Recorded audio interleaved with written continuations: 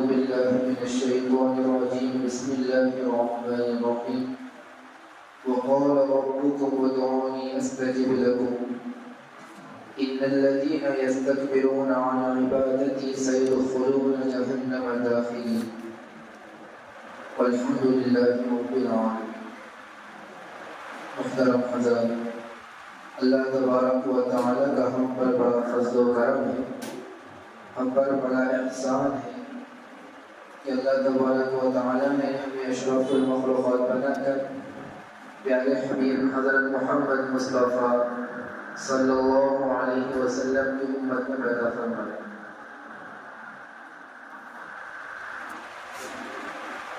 دنیا میں انسان کے اوپر تکلیفیں آتی ہیں، وہ اصل میں تکلیفیں نہیں، اللہ تعالیٰ کی ایک آزمائش ہوتی ہے۔ مثال کے طور پر جب آدمی صبح کے وقت کاروبار کی زندگی میں داخل ہوتا ہے، صبح سویرے اٹھ کر نہا دھو کر کاروبار کے لیے نکلتا ہے، تو وہاں پر اس کو ہر قسم کے الگ الگ حالات اور واقعات پیش آتے ہیں۔ کوئی انسان اس روئے زمین پر ایسا نہیں ہے جس کو ان حالات اور واقعات سے کبھی بھی تکلیف نہ پہنچتی ہو۔ دنیا میں ایسا کوئی نہیں ہے جس کو ابھی تک تکلیف نہ پہنچی، چاہے وہ صحابہ ہو یا نبی ہو، ہر ایک کے اوپر مصیبت آئی ہے، ہر ایک کے اوپر آزمائش آئی ہے۔ بڑے سے بڑا سرمایہ دار ہو، بڑے سے بڑا دولت مند ہو، حاکم ہو، بڑے سے بڑا صاحب اقتدار، یہ دعویٰ نہیں کر سکتا کہ مجھے کبھی کوئی تکلیف نہیں پہنچی۔ اگر انسان ہے اور وہ اس دنیا میں ہے تو اس کو کبھی نہ کبھی تکلیف ضرور پہنچے، اس سے کوئی مستثنا نہیں۔ یہ ظاہر سی بات ہے کہ ہر ایک جو دنیا میں زندگی گزارتا ہے اس کو ہر ایک نہ ایک تکلیف پہنچنی ہے، لیکن تکلیف پہنچنے پر ایک کافر کا رویہ میں اور ایک مسلمان کے رویے میں زمین اور آسمان کا فرق ہوتا ہے۔ جب کافر کو تکلیف پہنچتی ہے تو وہ اس تکلیف کا زبان سے اظہار کرتا ہے، بعض اوقات روتا ہے، چلاتا ہے، بعض اوقات شکوہ کرتا ہے، بعض اوقات وہ تقدیر کا گلہ کرنے لگتا ہے اور نعوذ باللہ اللہ تعالیٰ سے گلہ شکوے کرنے لگتا ہے، یعنی یہ مصیبت مجھے کیوں آئی میرے اوپر، یعنی اللہ تعالیٰ یہ مصیبت میرے اوپر ہی آنا تھا، یہ اللہ تعالیٰ سے گلہ کرنے لگتا ہے، لوگوں کے سامنے اس کو بیان کرنے لگتا ہے اپنی مصیبت کو۔ ایک بات ہمیشہ یاد رکھیے کہ جب آپ کے اوپر تکلیف آئے تو آپ کسی کو ظاہر نہ کریں سوائے اللہ کے۔ اگر آپ تکلیف کو لوگوں کے سامنے ظاہر کریں گے تو اللہ تعالیٰ کبھی بھی وہ تکلیف کو آپ سے دور نہیں کرے گا، کیونکہ تکلیف دور کرنے والے اللہ پاک کے لوگ نہیں کہ اللہ تعالیٰ سے ہمیں مانگنا ہے۔ تکلیف آپ کو پہنچی ہے تو یہ اللہ تعالیٰ کی ہی طرف سے ہے، ہر چیز ہمیں اللہ تعالیٰ کی طرف سے، یعنی ہماری جان ہے، ہماری مال ہے، ہمارا مال، سب کچھ سب اللہ تعالیٰ کی طرف سے۔ مصیبت کا آنا، مصیبت کا چلے جانا، موت کا آنا، زندہ کرنا، زندہ ہونا، سب اللہ تعالیٰ کی طرف سے۔ تو جب ہمارے اوپر کوئی تکلیف آئے تو ہم سب سے پہلے ایک الفاظ پڑھیں، انا للہ و انا الیہ راجعون۔ یہ الفاظ آپ کثرت سے پڑھیں۔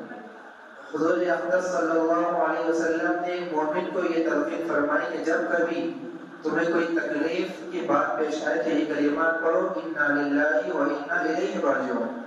یہ کلمات صرف کسی کے انتقال ہونے پر پڑھنا نہیں ہے، یہ کلمات آپ کے اوپر تکلیف آئی، آپ کسی مصیبت میں ہیں تو یہ کلمات پڑھنا ہے، اور اس کے بعد یہ دعا فرمائی کہ اللہم انی احتسب لک فی مصیبتی واجرنی فیہا وابدلنی خیر منہا۔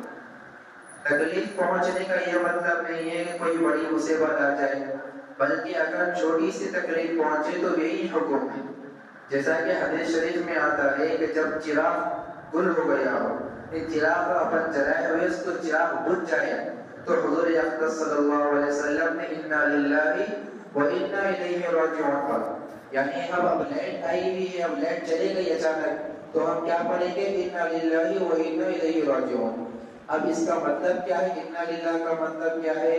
یہ جملہ حقیقت میں بڑا عجیب جملہ ہے، اگر انسان اس جملے کو سوچ سمجھ کر زبان سے ادا کرے تو دنیا کی کوئی مصیبت اور کوئی تکلیف ایسی نہیں ہے جس پر یہ جملہ ٹھنڈک نہ ڈال دیتا ہو. کوئی جملہ کوئی مصیبت ایسی نہیں ہے کہ یہ جملہ اس کو دور نہ کرے.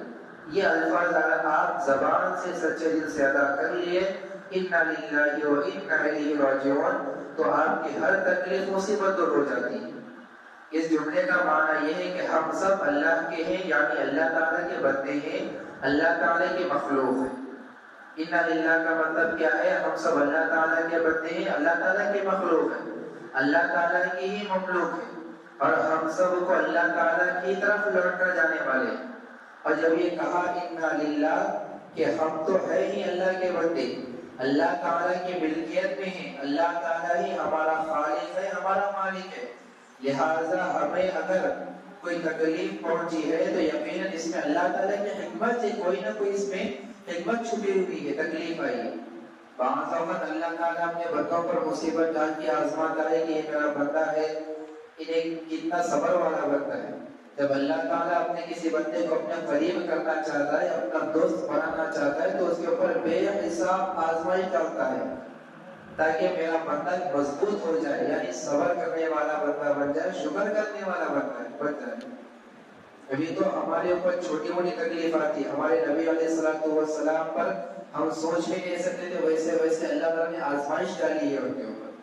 جب جا کر اللہ کے حبیب بنے تو ہمیں بھی اللہ کا پکا دوست بننا ہے، اللہ کا ولی بننا ہے، تو ہمیں ہر تکلیف کا سامنا کرنا ہے. سامنا کرنے کا مطلب ہے اللہ تعالیٰ سے دعا کرنا ہے، یعنی دل میں یہ سوچ لینا کہ یہ اللہ تعالیٰ کی طرف سے تکلیف ہے، یہ اللہ تعالیٰ ہی دور کرنے والی ہے، کوئی انسان دور کرنے والا نہیں ہے. ہاں اگر آپ کی تکلیف ہے، آپ لوگوں کے سامنے ظاہر کر لیتے ہوئے پھریں گے مجھے یہ تکلیف ہے، مجھے یہ ہوا ہے وہ ہوا ہے، تو یاد رکھو اللہ تعالیٰ کبھی تکلیف دور نہیں کرے گا، کیونکہ اللہ تعالیٰ کے دل میں خیال آتا ہے کہ میرا بندہ ہے کہ مجھ سے مانگنے کا چھوڑ کر، مجھ سے گلا شکوا کرنا ہے، مجھ سے مانگنے کا چھوڑ کر میرے بندوں سے مانگ رہا ہے.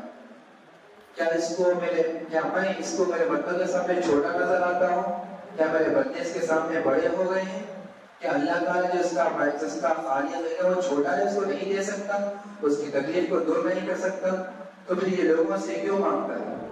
تو یہ اللہ تعالیٰ کی طرف سے مصیبت آنے والی، اس میں اللہ تعالیٰ کی کوئی نہ کوئی چھپی ہوئی حکمت ہوتی ہے، یہ ہم نہیں جانتے.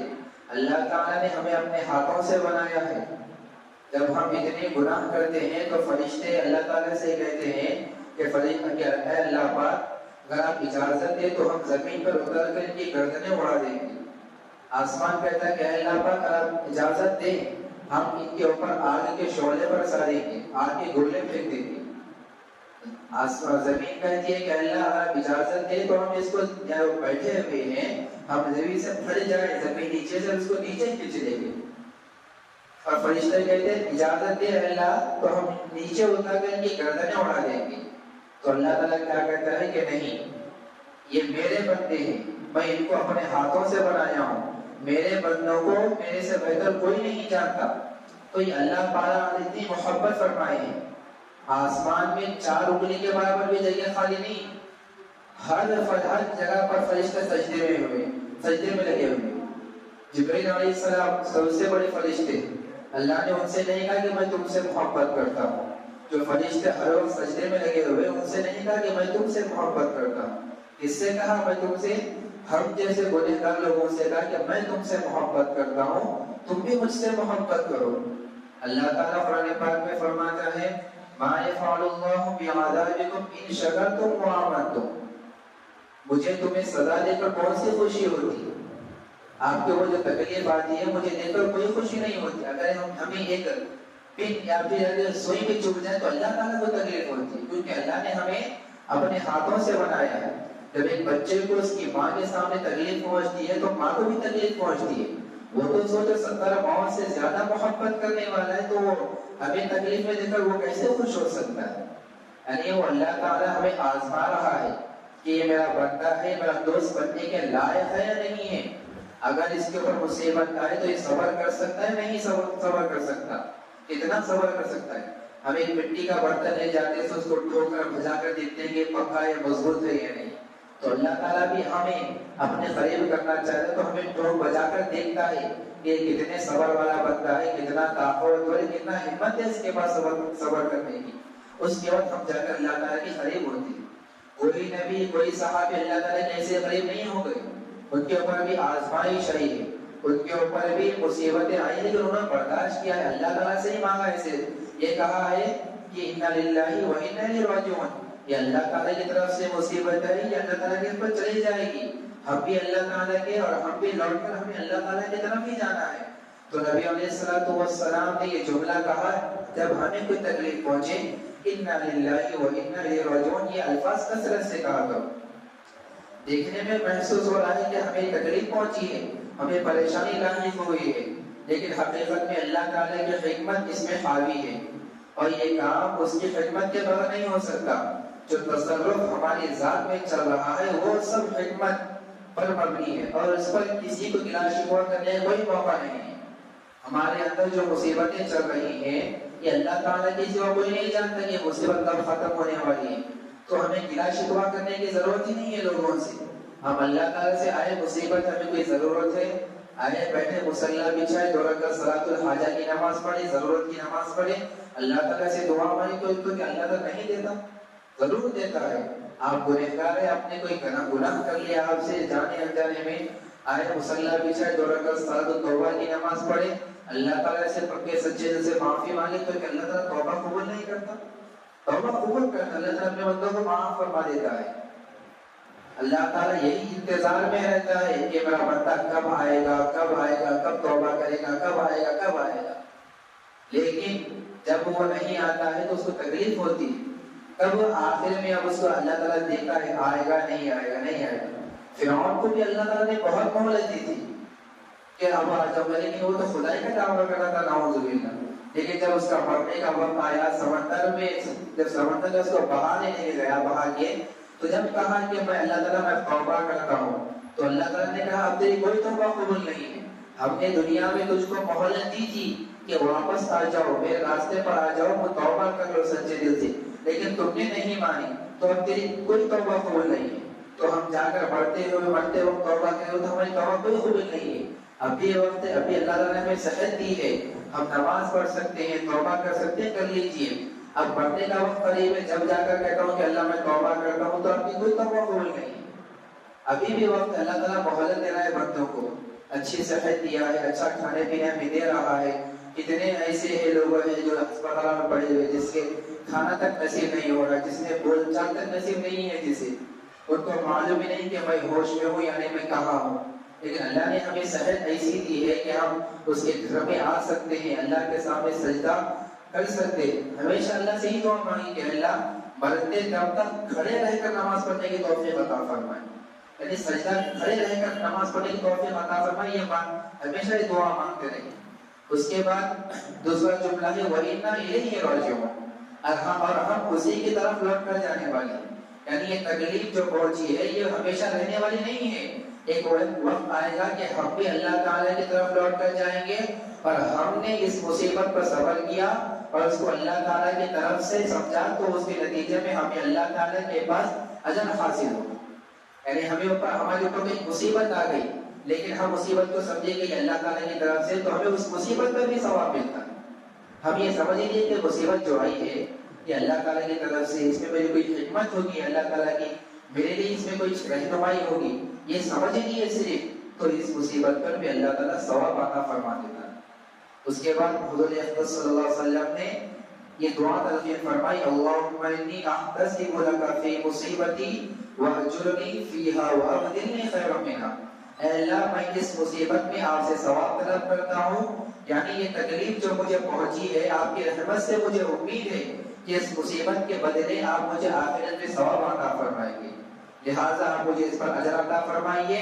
پہلے تو اللہ تعالیٰ سے یہ دعا کر لی کہ اللہ جو تکلیف پہنچی تھی وہ پہنچ گئی، اور چونکہ وہ تکلیف آپ کی طرف سے آئی ہے اسی لیے میں اس پر راضی ہوں، لیکن ساتھ ہی آپ سے یہ التجا ہے کہ اس مصیبت کے بدلے مجھے آخرت میں اجر عطا فرما دیجیے. آپ کے اوپر جو تکلیف پہنچی آپ یہی کہیں کہ اللہ میں تیری رضا میں راضی ہوں، آپ یہ میرے جو مصیبت آئی ہے اس میں میری خدمت ہوگی، آپ یہی کہہ دیجیے کہ میں اللہ کی رضا میں راضی ہوں، اس پر بھی مجھے ثواب عطا فرما دیجیے، دعا کیجیے. تو اللہ تعالیٰ آخرت میں وہ مصیبت پر بھی اجر اور ثواب عطا فرما دیتا ہے۔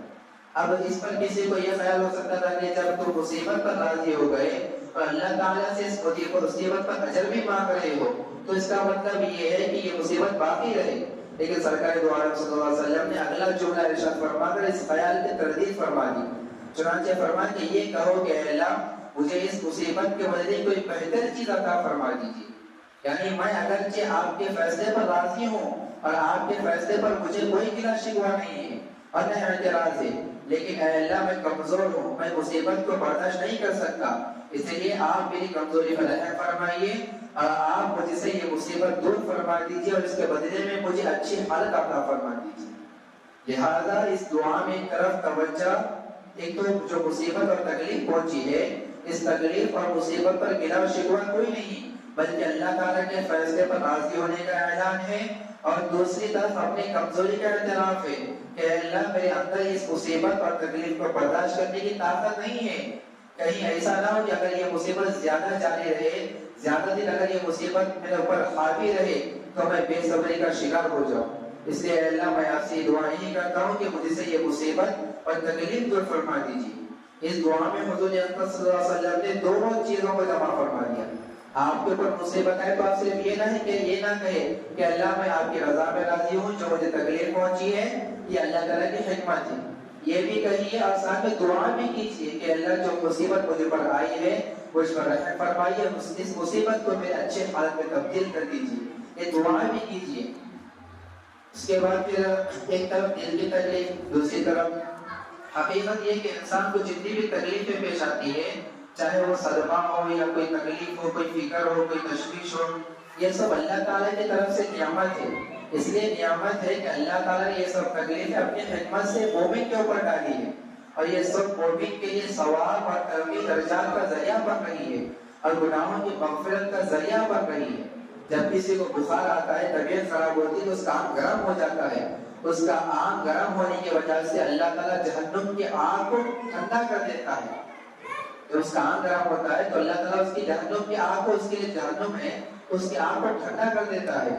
جب ہمیں کوئی تکلیف پہنچتی ہے، بخار آتا ہے، تو اس تکلیف کے بدلے میں اللہ تعالیٰ ہمارے گناہوں کو معاف فرما دیتا ہے۔ تو ہمیں یہ نہ کہے کہ یا اللہ یہ مصیبت ہی مجھ پر آنا تھا، کیا یہ بخار ہے یا مجھے آنا تھا، اس پر کوئی گلہ شکوہ نہ کرے، جو اللہ کی رضا ہے وہ اس پر راضی یہی کہا کرے۔ آپ کو اور اس سے بڑا اور کیا ثواب مل سکتا ہے کہ آپ کو تکلیف آئی، آپ کو پریشان ہے، اس میں آپ ہی کا فائدہ ہو رہا ہے، آپ ہی کا اجر و ثواب آپ کو مل رہا ہے، آپ کے گناہ ختم ہو رہے ہیں، آپ کے گناہوں کو ثواب میں بدل دیا جا رہا ہے، اور اوپر سے اللہ بھی ہم سے راضی ہو رہا ہے۔ یہ تکلیفیں جو ہمیں آ رہی ہے اس سے اللہ بھی ہم سے راضی ہو رہا ہے، ہمیں آخرت میں ثواب بھی مل رہا ہے، ہمارے گناہ بھی معاف ہو رہے ہیں۔ لیکن ہم اپنی کمزوری کی وجہ سے یہ دعا کرتے ہیں کہ اللہ اس کے بجائے میں راحت کی نعمت عطا فرمائیے اور اس پر شکر کی توفیق عطا فرمائیے۔ حضور اکرم صلی اللہ علیہ وسلم نے اس حدیث میں یہی دعا فرمائی کہ اللہ اس مصیبت کے بدلے اس سے بہتر کوئی ایسی چیز عطا فرما دیجیے جس کو میں برداشت کر سکوں اور جو میری کمزوری کے مطابق ہو۔ لہذا جب بھی انسان کو کوئی صدمہ پہنچتا ہے، تکلیف پہنچتی ہے، مصیبت پیش آئے تو فوراً اللہ تعالیٰ کی طرف رجوع کرے اور کہے کہ یا اللہ یہ مصیبت پیش آ گئی ہے، آپ اس پر مجھے ثواب دیجیے اور اس کے بدلے مجھے راحت عطا فرما دیجیے۔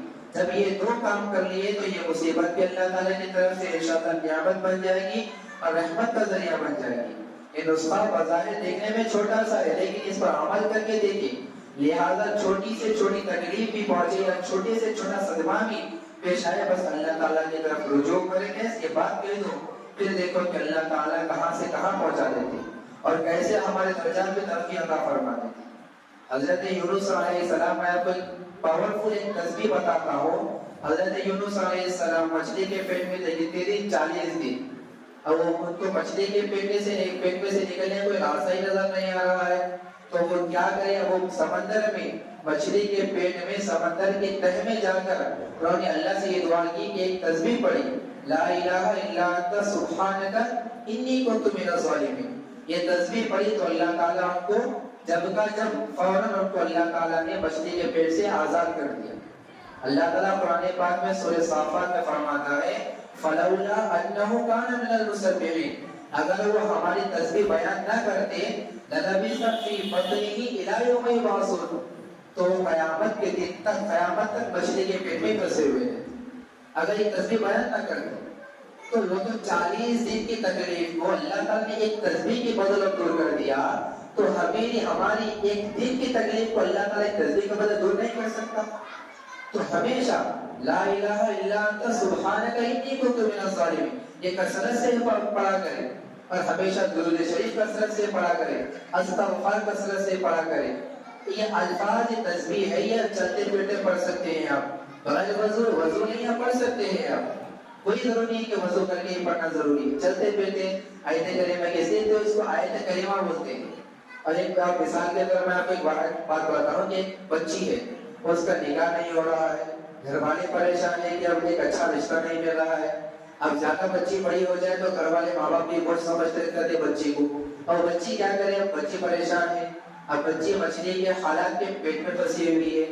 اگر وہ سچے دل سے اللہ تعالیٰ سے یہ تسبیح بیان کرے کہ لا الہ الا انت سبحانک انی کنت من الظالمین، تو انشاءاللہ تعالیٰ اللہ تعالیٰ اس کو ایک اچھا رشتہ عطا فرما دیں گے، اس کی تکلیف کو دور فرما دیں گے۔ اور ایک بچی ہے، اس کا نکاح بھی ہو گیا ہے، اب اس کو اولاد عطا نہیں ہو رہی ہے، اللہ تعالیٰ اس کو اولاد نہیں دے رہا ہے، تو پریشان ہے، ساس کہتی ہے کہ اگر تجھے اولاد نہیں ہے تو میرا بیٹا تجھے طلاق دے دے گا، دوسری شادی کر لے گا۔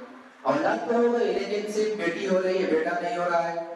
اب ساس کہہ رہی ہے کہ مجھے بیٹا چاہیے، اور بیٹا نہیں ہوا تو میرا بیٹا تجھے طلاق دے گا، دوسری شادی کر لے گا۔